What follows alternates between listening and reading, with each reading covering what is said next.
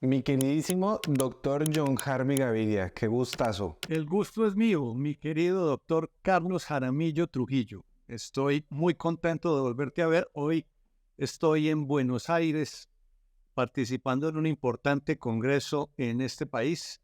Y bueno, y qué bueno poderme encontrar contigo para hablar de estos temas que tanto nos atrapan. Tanto nos atrapan, nos atrapa bastante hablar de ese tema porque de lo que vamos a hablar porque es algo que se habla mucho, pero la gente como que ni idea. Cuando uno habla de los radicales libres, eso se volvió como algo vox populi. Todo el mundo habla de los radicales libres y de los antioxidantes y que el sol produce radicales libres y la radiación produce radicales libres y todo produce radicales libres, pero no tenemos ni idea. Además, ¿eso qué es? ¿Eso cómo se come? ¿Eso para qué es? Si eso hace daño. Si todos los radicales libres son malos, porque hay que atacarlos todos. Si, ¿qué? Entonces, John, cuéntanos por favor, ¿qué son los radicales libres? Lo primero que hay que decir es que siempre que hablamos de radicales libres, la química general piensa en radicales libres del oxígeno, porque el oxígeno es el compuesto de la naturaleza gracias al cual existe la vida. Cuando inspiramos profundamente, nosotros tenemos ahí, en cualquier lugar del planeta Tierra, un 21%, un 21% de oxígeno y un 70% de nitrógeno. Ese oxígeno llega hasta un motorcito que tenemos en las células que se llama mitocondria, y en ese motor se combina el oxígeno, el aire, se combina con la glucosa, con lo que nos comemos, o se combina con los ácidos grasos después de la beta oxidación, o se combina con lo que nos comemos en general. Y producen esa combinación de oxígeno con comida, con glucosa, producen la energía. Igual que un motor. E igual que un motor, la mitocondria produce por el exhausto del motor una contaminación, un smog. Y ese smog es lo que se llama radicales libres. Lo que sucede es que en la naturaleza el smog genera contaminación sin ninguna posibilidad de que eso pueda ser positivo. En cambio, en la salud, en la vida humana, en la biología humana, este smog, llamado radicales libres, cumple una larga lista de funciones que son indispensables para nuestra vida, pero necesitamos que esos radicales libres sean en pequeña cantidad, poquito. El problema hoy es que nos llenamos de radicales libres. Entonces, el smog poquito que cumple una función que llamamos de señalización, que le está señalando a las células, un poco como un semáforo. El smog poquito es el que está en rojo, en amarillo o en verde para que la circulación de moléculas se pueda dar en un sentido o tenga que frenarse. Eso hacen los radicales libres. Cuando los radicales libres están en exceso, entonces son como un soltero. Y pongo siempre ese ejemplo porque el radical libre molecularmente es una molécula, es una sustancia que le falta otro electrón para aparearse, para estar casado, para tener un matrimonio. Y todos los que fuimos solteros alguna vez sabemos que esa libertad que nos da la soltería nos vuelve también peligrosos, porque uno es picando aquí y allí y allí y allí y allí. Y entonces eso hace un radical libre soltero que está picando aquí, allí, allí, allí y haciendo una gran cantidad de daños. Hasta que uno se casa, y cuando se casa ya no puede hacer daños porque la mujer lo está controlando a uno. Lo mismo pasa con ese radical libre ¿y quién lo casa? Un antioxidante. Eso es lo que hacen los antioxidantes. Un antioxidante genera un matrimonio con el radical libre, lo inactiva, pero deja los radicales libres en mínima cantidad que deben existir, los deja por ahí funcionando. Eso es realmente.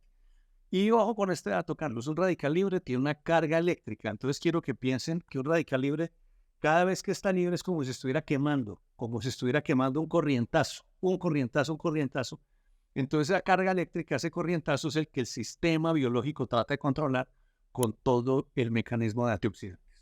Entonces queda clarísimo que no todos los radicales libres son malos. Y en el cuerpo tenemos cosas como el óxido nítrico que nos ayuda a mantener las arterias dilatadas, como otros radicales libres que utilizamos, digamos a veces que utilizan nuestros linfocitos para matar bacterias que son absolutamente necesarios para o nuestro sistema inmune para poder matar una bacteria cuando se la traga, para poder matar, necesita utilizar radicales libres y así en el cuerpo hay muchos radicales libres. Entonces, esa idea que tenemos, pues que hay que acabar completamente con los radicales libres, ¿qué le pasa al cuerpo? Tú ahorita decías, el radical libre está por ahí suelto y yo llego con un antioxidante y hago una pareja para que me quede la cantidad adecuada.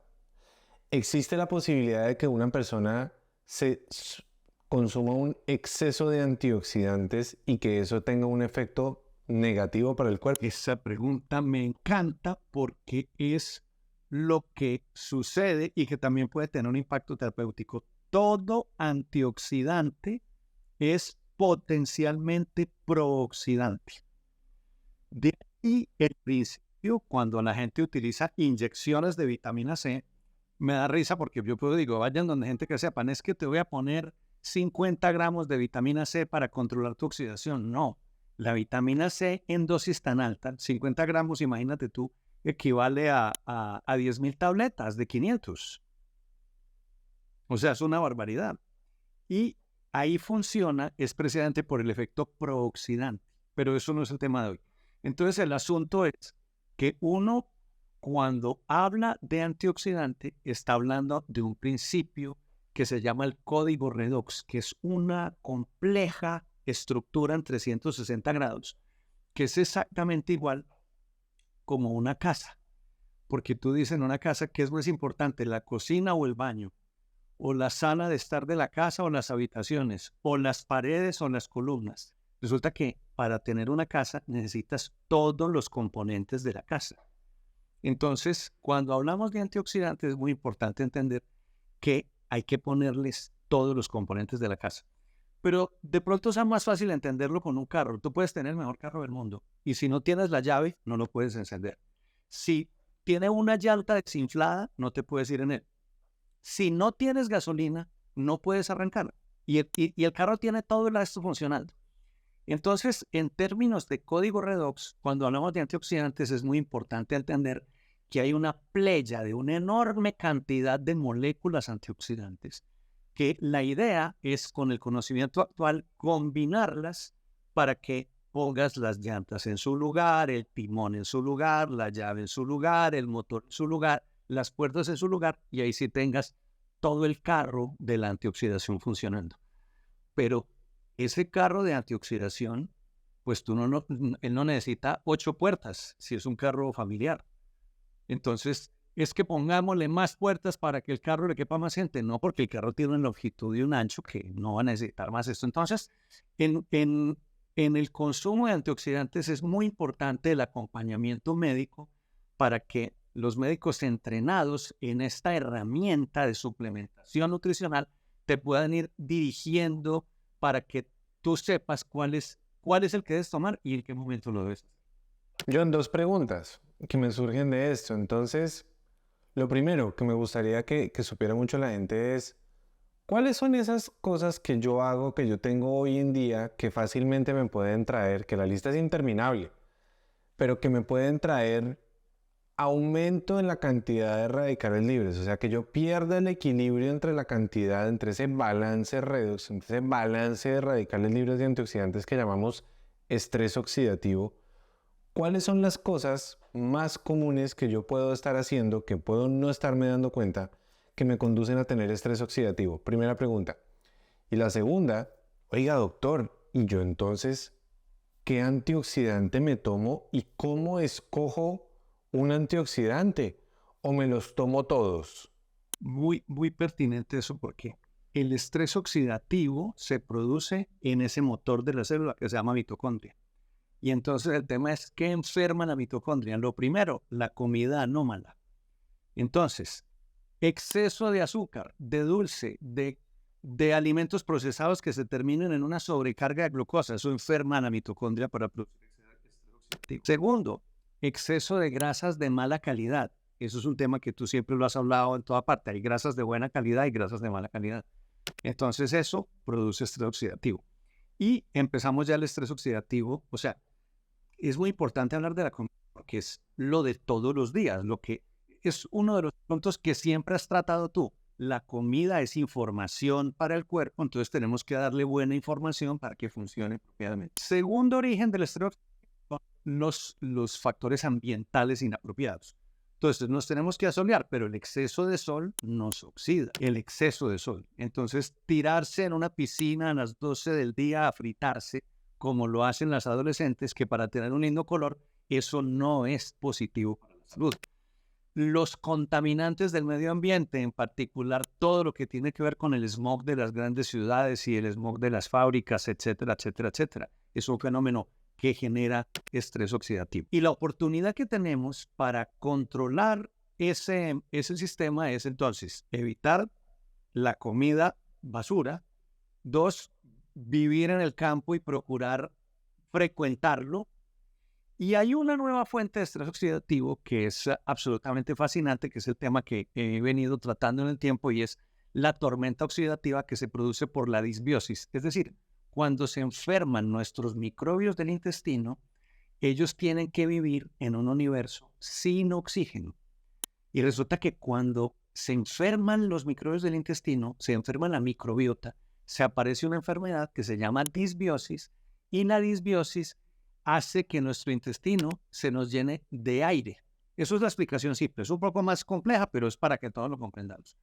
Cuando el intestino se llena de aire, pasamos de un ambiente que normalmente debe ser anaeróbico, o sea, sin aire, a un ambiente aeróbico. Y en ese ambiente aeróbico, cuando hay aire, cuando hay oxígeno, habrá radicales libres, hay tormenta oxidativa. Recuerden que la palabra oxidación viene de oxígeno. Donde hay oxígeno, hay oxidación. Y entonces esa es una tercera fuente de radicales libres, que es la disbiosis intestinal, en donde tú llenas tu intestino de aire que no debería tenerlo. Y entonces empezamos a tener de allí una nueva fuente de oxidación a nivel corporal. Lo primero que el paciente le definimos nosotros cuando hacemos un cuestionario muy riguroso y largo, de hecho, es cuán larga es la historia de lo que hoy llamamos malnutrición intracelular. ¿Qué es eso? Pues resulta que con los alimentos de todos los días, uno de ellos debe sacar esos micronutrientes que llamamos antioxidantes. Pero resulta que necesitamos 500 de selenio y desde niños solo sacamos 8. Necesitamos 500 de zinc y desde niños solo sacamos 12. Necesitamos 500 de magnesio y desde niños solo sacamos 30. Entonces, tenemos 40 años y tenemos un déficit acumulado de micronutrientes a nivel de nuestras células. Y este déficit acumulado es el que uno calcula con un cuestionario, no hay que hacer ningún examen. Con un cuestionario uno le dice al paciente, tú tienes una malnutrición intracelular y entonces vamos a tener que hacerte una reposición de esos depósitos de esos micronutrientes que desde niño tienes en muy bajo nivel. ¿Qué utilizamos habitualmente como principio rector? Uno que se llama la superóxido dismutasa, porque no lo produce el cuerpo y es la enzima antioxidante que está en el principio del metabolismo del oxígeno. Por eso es muy importante tener un suplemento de superóxido dismutasa. A partir de allí empezamos a hablar de muchas cosas que hay en donde, por ejemplo, zinc y selenio le contribuyen a la superóxido dismutasa a completar su función, pero hoy conocemos micronutrientes de última generación que optimizan la función de ese motor o mitocondria, como por ejemplo el ácido lipoico, como por ejemplo el fisetín, como por ejemplo la curcumina, recordando a las personas que todo el mundo dice que la cúrcuma es el remedio maravilloso, sí, pero es que habría que comer mucho para que sirviera. Entonces hay distintas preparaciones que hacen que tengamos mayor poder y mayor concentración. Al final, todos estos suplementos que tengan desde zinc, selenio, magnesio y lo que no hemos tenido en nuestros depósitos se van a acompañar de una dieta apropiada, de una dieta que contenga una gran cantidad de vegetales en el día, que contenga ácidos grasos de buena calidad y que contenga una baja cantidad de azúcares. Entonces, todo se complementa con lo último, que es el ejercicio, porque el ejercicio activa ese motor, esa mitocondria, para que ella se repare, porque la mitocondria Muchas veces se daña, pero ella tiene el poder de repararse, se daña por la oxidación de que hemos hablado y el ejercicio induce esta reparación. Entonces no es solamente tomar suplementos, no es solamente comer bien, sino que también hay que aprender a hacer ejercicio, ojalá ejercicio de fuerza. Entonces, antes de irte, recuerda, hay una forma muy sencilla para apoyarnos y es darle like a los videos, inscribirte al canal para que siempre estemos en contacto cuando hagamos nuevos videos, pero eso también lo logras cuando oprimes aquí la campanita. Te mando un abrazo grande, me encanta haberte saludado, nos vemos pronto, chao.